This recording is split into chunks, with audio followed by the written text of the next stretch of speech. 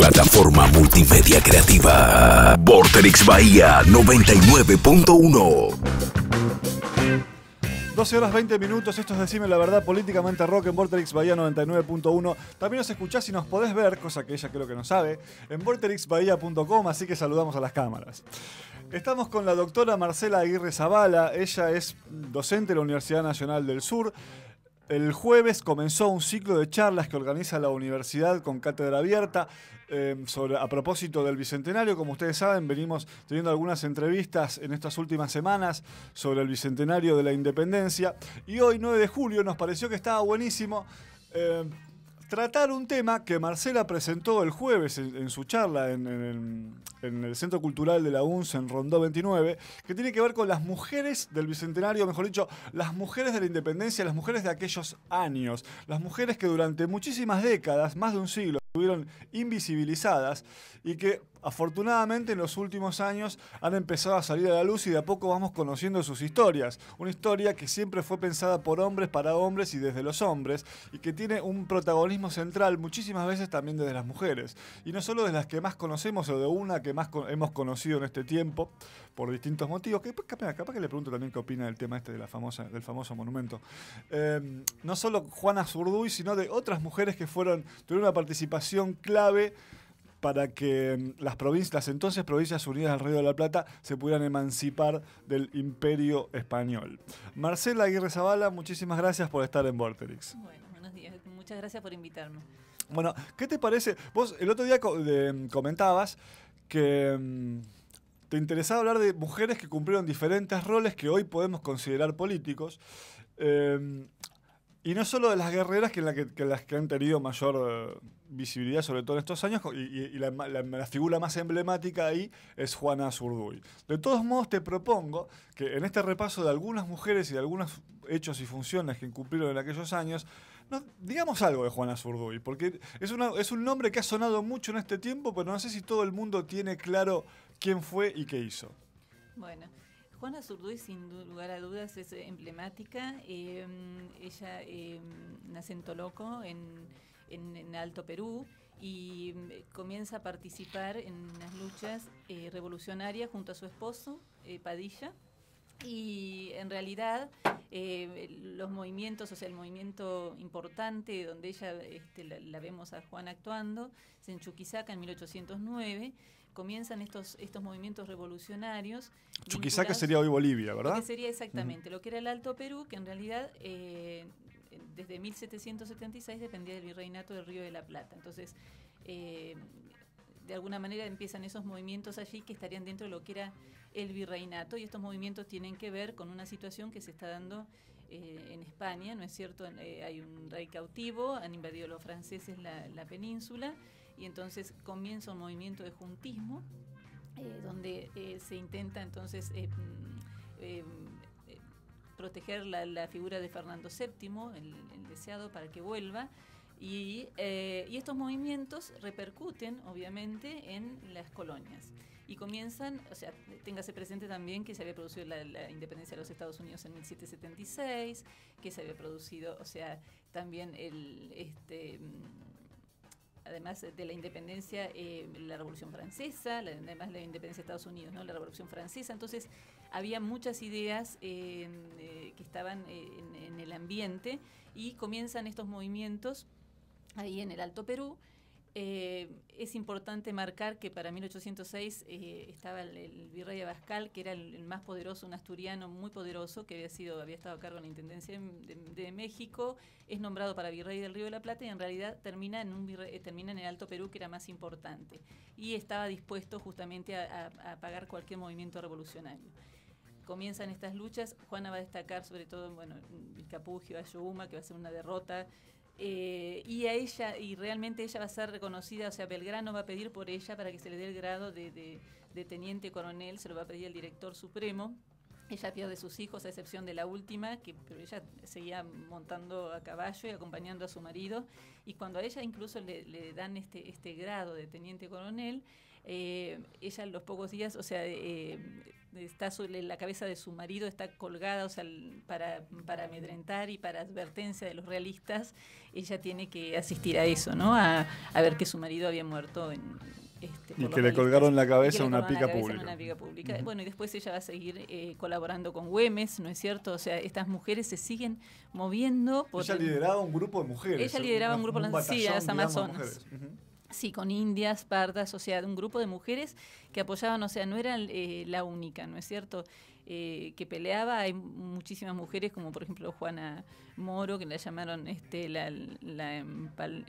empalizada, porque la habían dejado encerrada. Pezuela logra que la dejen encerrada, porque tenían temor. Pezuela mismo, que era un realista, hace saber esto, el peligro de las mujeres, estas mujeres que llevan correspondencia, que van contando dónde están, en qué posiciones se encuentran, entonces que tuvieran cuidado con ellas. Y a esta mujer justamente la dejan encerrada en su domicilio, esta Juana Moro, y le cierran las puertas y las ventanas, justamente para que muera allí de inanición, aislada, ¿no? Claro. Aislada. Pero bueno, son muchas entonces las mujeres que participan en la batalla, poniendo su cuerpo y al lado de los varones. Y bueno, la idea era no solo ver a estas mujeres, sino ver otras mujeres que por ahí no son las que se arriesgan de esa forma. Hay otras arriesgadas, si uno mira para atrás, en las invasiones inglesas incluso. Las invasiones inglesas, yo conté en la conferencia una mujer como Martina Céspedes, que tiene una pulpería y los ingleses han invadido y andan por las calles sedientos, y ella va recibiendo de a uno en uno y logra meter en su casa y atarlos a 11, entrega a 11 ingleses. O sea, hay muchas mujeres haciendo de lo suyo, ¿no es cierto?, participando y poniendo su cuerpo. Fuera de estas mujeres hay otros roles, o cumplen otros roles, como vos decías, que son claves, acompañando a los varones, ¿no? Recién decías esto de que manejaban correspondencia para señalar las posiciones que iban tomando las avanzadas o los ejércitos realistas, o los emisarios, lo que fuera. Claro. Es decir, hubo un rol de las mujeres de lo que hoy se llama espionaje. En ese momento también se llamaba espionaje, ¿no? Es decir, hubo mujeres espías que tuvieron una participación esencial, porque el espionaje en toda guerra es fundamental, lo que hoy se llama también inteligencia, es fundamental para poder prever movimientos y para organizar una acción. ¿Cómo laburaban esas mujeres que hacían espionaje en aquellos años? Y si me podés nombrar alguna. Sí, María, por ejemplo, María Loreto Sánchez de Peón, o sea, llevaban entre sus ropas, por eso los realistas están alertados de que estas mujeres se movían de posta en posta y que buscaban espiar, se disfrazaban de varones, buscaban espiar las posiciones, las avanzadas, y llevaban esa información, estaban totalmente consustanciadas con la guerra. Pensemos que la guerra invade toda la cotidianidad, o sea, son 15 años de lucha donde todo el mundo está en guerra, de alguna manera. O sea, no es que las mujeres y los chicos están aislados de las guerras. Eso hay que pensarlo así, no son solamente los varones. Lo que pasa es que no se había visto. Otras mujeres no participan directamente de espías, sino que se sirven de espías. Y entonces yo incluso mencioné en la conferencia a Gertrudis Amores, que es la esposa de Saturnino Rodríguez Peña. Saturnino Rodríguez Peña está desterrado, ¿no es cierto?, porque en esta época también había tareas conspirativas en cuanto a quién iba a gobernar frente a este desquicio de que no se sabía de quién dependíamos. Entonces había quienes buscaban la protección inglesa. En ese caso, entonces, este hombre, Saturnino Rodríguez Peña, termina desterrado, va a estar en Río de Janeiro, se va con su familia, y desde allí van a seguir articulando la forma de ver qué pasaba en el Río de la Plata, de ver cómo funcionaba la política, de acomodarse. Ellos están en Río de Janeiro porque, bueno, Portugal siempre había sido aliada de Inglaterra, entonces buscan el protectorado inglés. Y en ese momento está la infanta Carlota Joaquina allí, que le interesa la regencia, se ha interesado en el tema, sabiendo que su hermano está detenido. Y estas mujeres que están allí también trabajan, ¿no es cierto?, trabajan a la par de sus maridos. Sus maridos buscan alianzas, buscan mantener los contactos con el Río de la Plata, y las mujeres se sirven también de emisarios que no solo van con cartas dirigidas a familiares y con esta cosa que tiene la carta conspirativa de que tiene que ser disimulada, ¿no es cierto? Que están transversalizadas, obviamente, por datos que el que sabe leer en clave lo puede leer. Y bueno, y de hecho Parvasian, que es uno de los, que es un inglés, que era médico y cae en el Río de la Plata y saben que va a llegar a buscar información, lo detienen y él tiene correspondencia de esta mujer, donde le decía, correspondencia donde dice, usted sabe lo que tiene que hacer, o sea, dirigida a amigas, a gente, a esposas de políticos, porque también buscan a quién dirigir esa correspondencia. Corrígeme, por así fue el médico de Belgrano, ¿verdad? Sí, bueno, y estas mujeres, por ejemplo, tienen, ellas quieren hacer amigas con personas que están vinculadas al poder y algunas no le prestan atención y le dice, quiero ser su amiga en la correspondencia. Usted piense, pero bueno, hay todo un interés detrás que es justamente saber lo que está pasando y decirles que ellos están bien y como dice el marido de ella, estamos ganando, estamos en una muy buena posición. Nunca hay que decir que se está mal, le dice a Parvasian. O sea, tienen que decir que nuestra idea va triunfando. O sea, qué actualidad. Con la historia reciente. Claro, o sea, no se puede hablar o sea, hay que pensar que vamos ganando, o sea, que lo que pueda adherir, bueno, y esa es la idea. Y así había también mujeres espías, como decíamos. Hay mujeres que realizan acciones políticas que en realidad ya se habían hecho, o sea, que no son novedosas en esta época de transición. Lo novedoso es que ya no se pide a una autoridad regia, sino que se pide a estas autoridades que se van conformando, que en realidad son autoridades. Entonces es muy difícil para ellas, elevan representaciones, que son instrumentos públicos, que son antecedentes justamente del derecho de petición. Y bueno, y desde esa perspectiva están vistas porque son documentos netamente políticos. O sea, estas mujeres se están dirigiendo a los gobernadores como se dirigían al rey en su momento, porque era la autoridad última en esa sociedad de antiguo régimen, ¿no? Entonces son instrumentos netamente políticos, por eso decimos que tienen otras acciones, o lo mismo la mujer de Dorrego, ¿no es cierto?, en el 16, cuando él justamente está preso en una en una fragata y se lo van a llevar, en una goleta, perdón, lo van a llevar, y ella está pidiendo por su marido, no lo han indagado, no sabe por qué delito está detenido. O sea, estas mujeres se mueven participando en causas políticas realmente. Otro caso es la hermana de Juan Martín de Pueyrredón, ¿no? Uno de los principales respaldos que tuvo San Martín, si bien tuvieron diferencias también, fue uno de los principales respaldos de San Martín para hacer su campaña libertadora. Juana Pueyrredón vos contabas el jueves también que tuvo una participación similar, vos las definías a estas mujeres como las alborotadoras. Exactamente, o sea, ella se entera para 1809, bueno, ya hay movimientos también en el Río de la Plata, ¿no es cierto?, de movimientos revolucionarios, porque también hay promonárquicos, hay quienes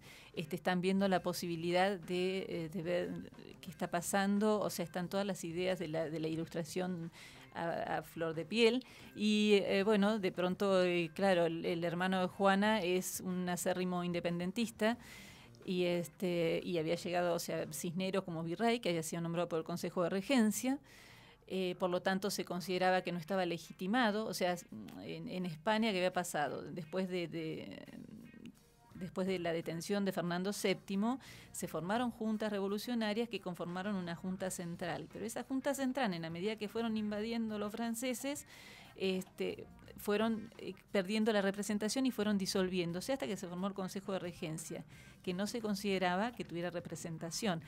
Por ende, ese virrey nombrado tampoco representaba a quien representaba. Entonces, frente a eso, los que tenían una posición independentista importante, como Pueyrredón, bueno, eran personas que se podían pensar como que iban a generar movimientos. En realidad fue más el susto de Cisneros, que lo detienen a Pueyrredón, de que pudiera hacer algo, lo detienen, y es su hermana que lleva un grupo de gente, se va al cuartel porque se entera que justamente lo van a trasladar a un lugar donde va a estar más protegido y donde va a estar justamente protegido para que no saliera, no protegido para cuidarlo, aislado, ¿no es cierto? Entonces, bueno, se presenta ella y dice, ¿cómo van a consentir le dice que tengan preso a una persona de bien, una persona que está luchando por ustedes, que está, bueno, les hace todo un discurso a la tropa que quedan mirándola.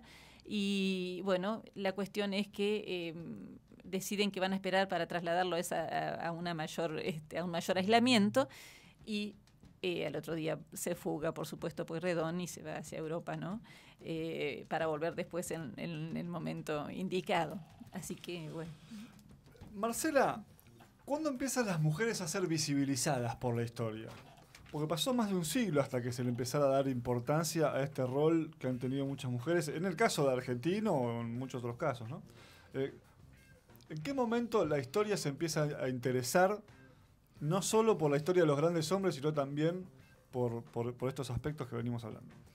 Bueno, en realidad, si pensamos en Estados Unidos, Europa, para los años 40, ella empieza a los 50, un texto de Simone de Beauvoir, empieza a hablarse de el otro sexo, ¿no es cierto? Incluso ya en 1920, Margaret Mead, una persona que hacía antropología, ya veía que se trabajaba de construcciones culturales, el tema de ver qué hacían las mujeres en determinados lugares. Ella estudiaba el África y veía que, por ejemplo, trabajaban las mujeres y no los varones, distintas sociedades. Y se empieza a hablar de constructos culturales, que va a llevar después a lo que es el género. Pero bueno, recién en nuestro país, recién en la década del 70, comienza esto de la historia de las mujeres, ligado fundamentalmente a los movimientos feministas de Estados Unidos. Acá empiezan a trabajarse la historia de las mujeres lentamente, recién para los 80, y o sea, con la vuelta de la democracia, o sea, toda la etapa de la dictadura, o sea, todo lo que había empezado se aborta. Y estos estudios de mujeres pronto quedan dentro de lo que va a ser la historia de género, que en realidad la historia de género que es muy interesante porque estudia cuáles son los comportamientos atribuidos a varones y mujeres, ¿no es cierto? Estudia en el sentido de comportamientos culturales, y eso es lo interesante.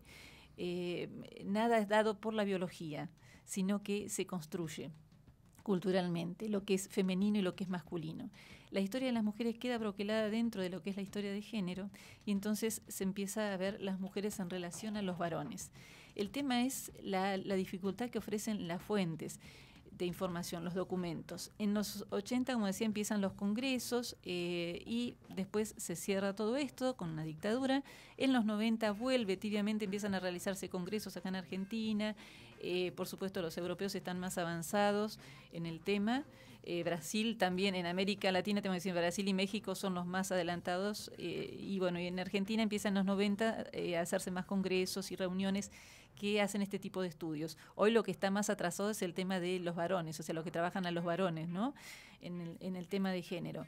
Pero bueno, es muy difícil por el tema de las fuentes. Entonces, se comienza generalmente con la segunda mitad del siglo XIX, con la construcción, lo que sería el Estado positivista, ¿no es cierto? Porque ahí hay documentos, ya hay documentos escritos. Es muy difícil encontrar documentos de antiguo régimen y todo lo que es la etapa de la primera década del siglo XVIII. O sea, eso es bastante complicado, como para meterse con las mujeres, trabajando fuentes inéditas. Estamos hablando de documentación de archivo. También se puede trabajar con fuentes éditas, pero no hay tanto hecho. Y otra cosa interesante, fuera de la historia de las mujeres, es el tema del resurgimiento, de alguna manera, o la renovación de la historiografía en lo que tiene que ver con la historia política. Entonces, eso también es de hace unos años atrás, que se empiezan a ver sectores subalternos, y eso también confluye como para que quienes nos ocupábamos las mujeres nos metamos también en ese nicho a buscar por ese lado. Yo hasta el momento me he dedicado a la economía, que también era difícil para las mujeres, porque desde el punto de vista de la legislación, por ejemplo, no podían contratar. Lo que pasa es que la ley siempre tiene intersticio de maniobra que permitía, por ejemplo, habilitarlas. Un marido la habilitaba con un poder. Entonces, pero buscar eso hay que entrar por los protocolos notariales de los maridos. O sea, es difícil. Estás escuchando a la doctora Marcela Aguirre Zavala. Ella es docente de la Universidad del Sur de Historia Argentina.